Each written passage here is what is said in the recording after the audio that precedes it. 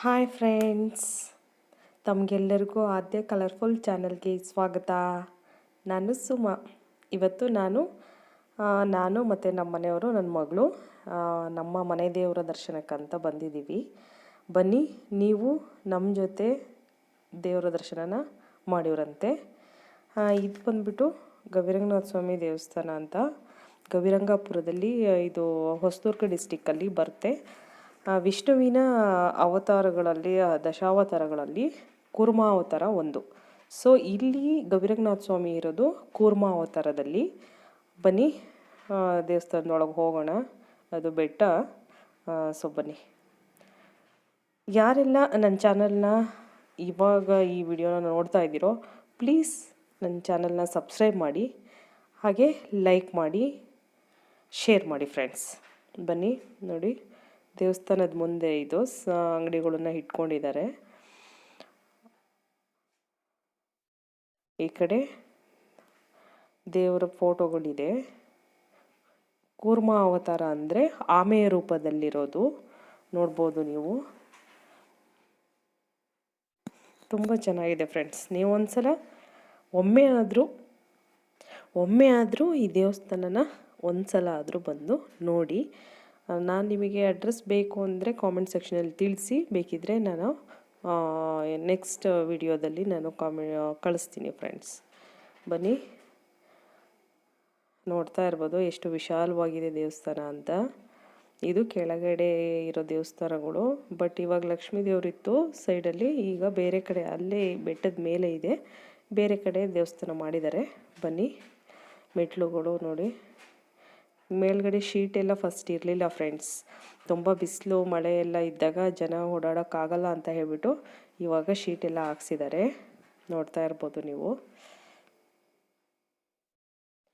ಎಷ್ಟು ಪ್ರಶಾಂತವಾಗಿದೆ ಗೊತ್ತಾ. ಯಾರೂ ಇಲ್ಲ ನೋಡಿ, ನಮ್ಮ ಮನೆಯವರು ಮತ್ತು ನನ್ನ ಮಗಳು. ತುಂಬ ಚೆನ್ನಾಗಿದೆ.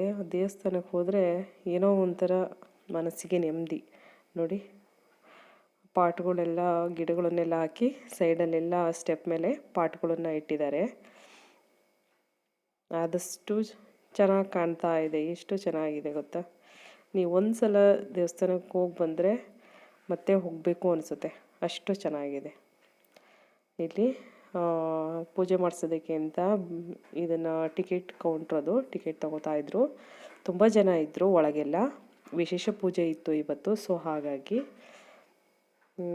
ನೋಡಿ, ವಿಡಿಯೋ ನಾನು ಫಾಸ್ಟಾಗಿ ಮಾಡ್ತಾಯಿದ್ದೀನಿ. ಅಲ್ಲಿ ನಿಧಾನಕ್ಕೆ ಮಾಡೋದಕ್ಕೆ ಆಗ್ತಾ ಇರಲಿಲ್ಲ, ಸೊ ಅದಕ್ಕೋಸ್ಕರ. ಇದು ಸಮುದ್ರ ಮಂಥನ ಅಂತ ಏನೋ ಬರುತ್ತೆ. ರಾಕ್ಷಸರು ಮತ್ತು ದೇವಾನುದೇವತೆಗಳು ಅಮೃತಕ್ಕೋಸ್ಕರ ಕಿತ್ತಾಡ್ತಾ ಇರ್ತಾರೆ ಅದು ಫ್ರೆಂಡ್ಸ್. ನೋಡಿ, ಗವಿರಂಗನಾಥ ಸ್ವಾಮಿ ಸನ್ನಿಧಿ ಇದೆ ಒಳಗಡೆ. ಇಲ್ಲಿ ಮೇಲ್ಗಡೆ ವಿಷ್ಣುವಿನ ಅವತಾರಗಳೆಲ್ಲ ಇದೆ, ಬಟ್ ಅದನ್ನೆಲ್ಲ ನಾನು ವಿಡಿಯೋ ಮಾಡಿಲ್ಲ ಡೀಟೇಲ್ಸಾಗಿ.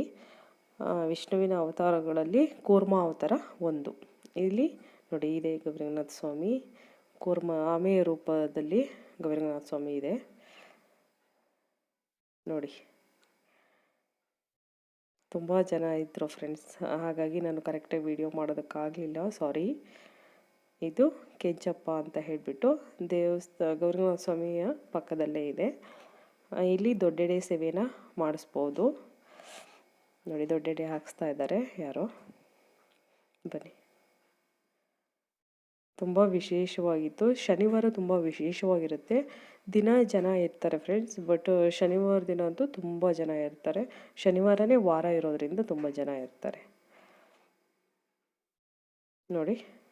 ದೊಡ್ಡೆಡೆ ಹಾಕಿಸ್ತಾ ಇದ್ದಾರೆ. ನಿಮಗೆ ಡೀಟೇಲ್ಸ್ ಬೇಕು ಅಂತ ಅಂದರೆ ನಾನು ಇನ್ನೊಂದು ದಿನ ಬೇಕಿದ್ರೆ ನಾನು ದೊಡ್ಡೆಡೆದು ಪೂರ್ತಿ ದೇವಸ್ಥಾನದ ಪೂರ್ತಿ ವಿಡಿಯೋನ ಮಾಡಿಕೊಡ್ತೀನಿ.